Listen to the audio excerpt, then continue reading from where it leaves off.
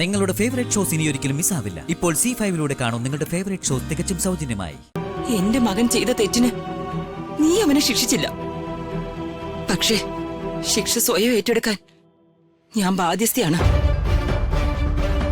ചേച്ചി, ദീപകിന്റെ ചില ദുർനടപ്പുകളും അവൻ കാണിച്ചു കൂട്ടുന്ന പ്രവൃത്തികളും കാണുമ്പോ ഇവന്റെ ഭാവി എന്താവുന്ന് എനിക്ക് പലപ്പോഴും തോന്നിയിട്ടുണ്ട്. ഇത്രയും പ്രായമായിട്ടും അവൻ ഇതുവരെ കുട്ടികളി മാറിയിട്ടില്ല. ചെയ്തു കൂട്ടുന്നതിന്റെ സീരിയസ്നെസ്സോ വരും വരായികളെ കുറിച്ചോ ഇവന് യാതൊരു ബോധവും ഇല്ലെന്നുള്ളതാണ് സത്യം. ഇവനെ നേർവഴിക്കാക്കേണ്ടതിന് പകരം ചേച്ചി വീട്ടിൽ നിന്ന് പോവുകയാണെന്ന് പറയുന്നു. അതിന്റെ ലോജിക്ക് എന്താണെന്നാണ് എനിക്ക് മനസ്സിലാവാത്തത്.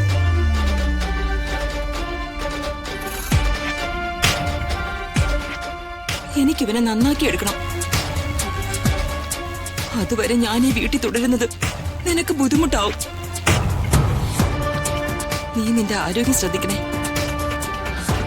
അനാവശ്യമായി നീ വെറുതെ ടെൻഷൻ അടിക്കരുത്. പിന്നെ സമയത്തിനൊക്കെ ആഹാരം കഴിക്കണം. ചേച്ചി ഇറങ്ങട്ടെ.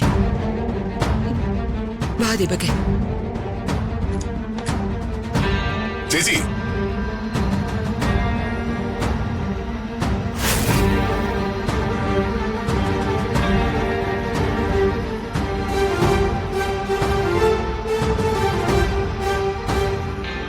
എന്താ പ്രതാപ?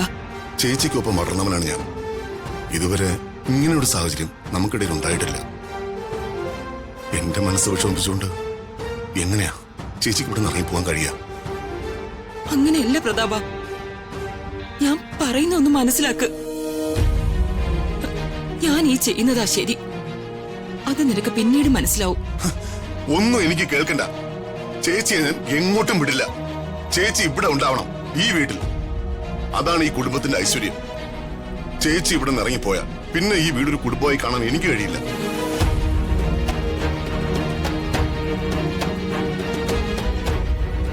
ചേച്ചി പോരുത്, ഇതിന്റെ അപേക്ഷയാണ്. പ്രതാപ, കേട്ടോടാ, എത്ര വലിയ സ്ഥാനത്താ നിന്റെ അമ്മാവൻ എന്നെ കാണുന്നെന്ന്.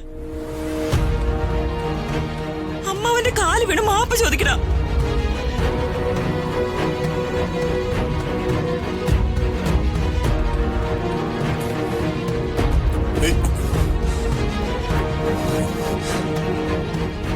അമ്മാവൻ എന്നോട് പൊറുക്കണം.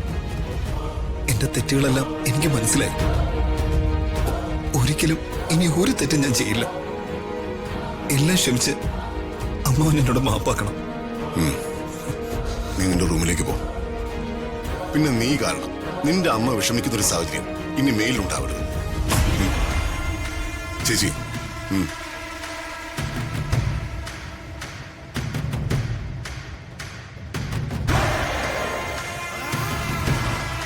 കണ്ടില്ലേ ശേഖര, ചേച്ചിക്ക് നമ്മളോടുള്ള സ്നേഹം.